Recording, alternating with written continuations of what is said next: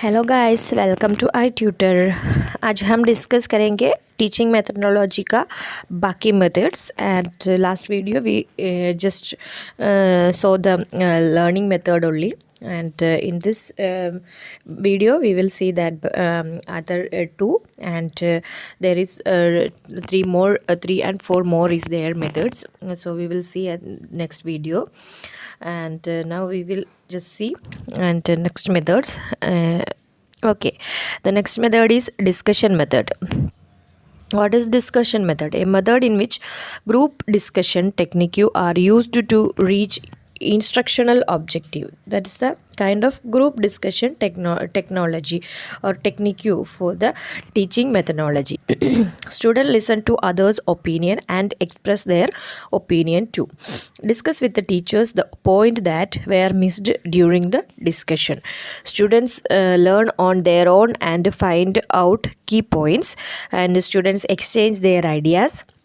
Also, they get point of view of all and not only those who always speak.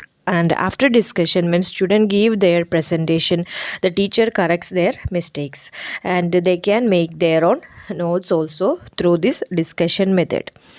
And the learning is more effective. They don't have to rely on rote learning. That means the by heart learning is not there, and develops creativity among students. It evokes thinking among students, and students have time for preparation of topic also. And they should have material and knowledge before the discussion and suggestions, so they are more clear about the topic, right? And only those students participate who have confidence. Rest do not participate. And through this method it will increase the confidence all the of the students also to speak in public, right? And it concept become clear after discussion. Every student give his or her opinion too. And what are the uses of this discussion method? To developing imaginative solution to problems, to stimulate thinking and interest, and to secure student participation, and to emphasize main teaching points, to supplement lectures, reading and laboratory exercises, and to determine how well the student understands concept and principles. To prepare students for all application of the theory of procedure, and to summarize, clarify, point or review. These are the uses of discussion method. And advantages the same, and it will increase the students interest, right? The discussion method more interesting in classes, because otherwise only one way lecture is some of the students will sleep in between, and in discussion method all are active. Okay, there is nothing to bore on the class. And increase students acceptance and commitments, utilizes students knowledge and experience, result in more permanent learning because of the high degree of student participation. Okay, these are the advantages of this discussion method. And some disadvantages also there. Required high skill instructor, right? ये maintain करने के लिए teachers का high skill होना चाहिए. And require preparation by the students. Before the discussion they need to study their own way, right? And limits content and consumes time, restrict the size of groups. These are the some of the disadvantages of this discussion method. And the next method is programmed instruction method. Hope you all remembering first video I just discussed all the methods, and last video we already saw the learning method also. This is third method, programmed instruction method. And it's a method of self-instruction. That is the programmed instruction method. It to provide remedial instructions. Okay, the solution it will nikalte, right? To provide makeup instruction for later arrival, absentees or translate.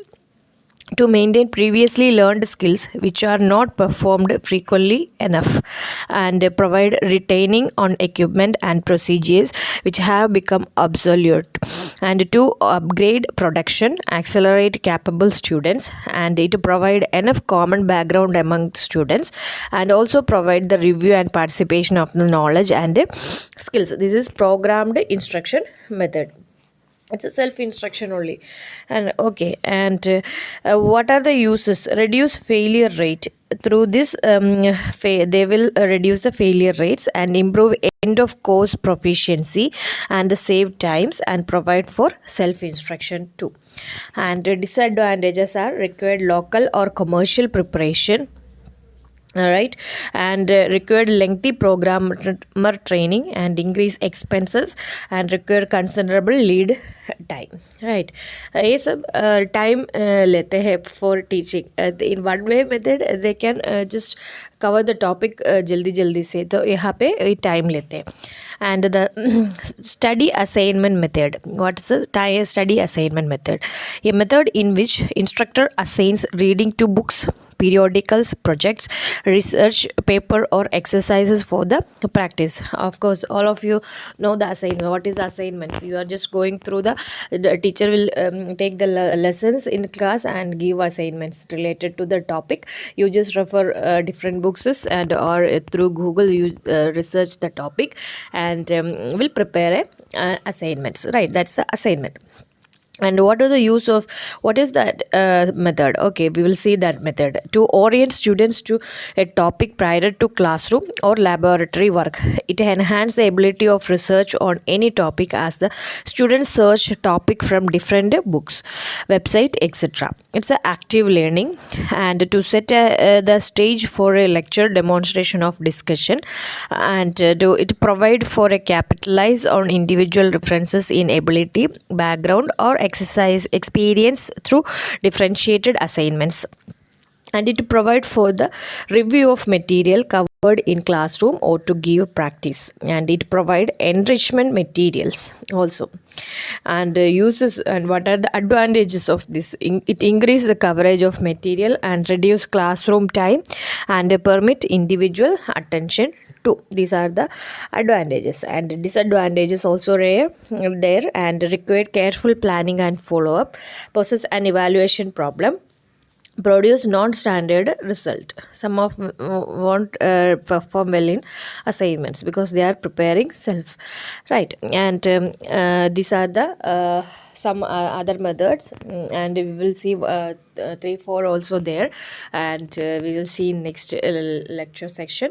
And just go through the sections before we covered and just revise it, then only you can follow it all the lectures clearly and one by one. Okay, I'm just going through the syllabus wise topics, and after that we will see the research aptitude, and 2 3 topics are left in the teaching aptitude unit, and after that we will start the research aptitude and also discuss some questions too. Okay, thank you.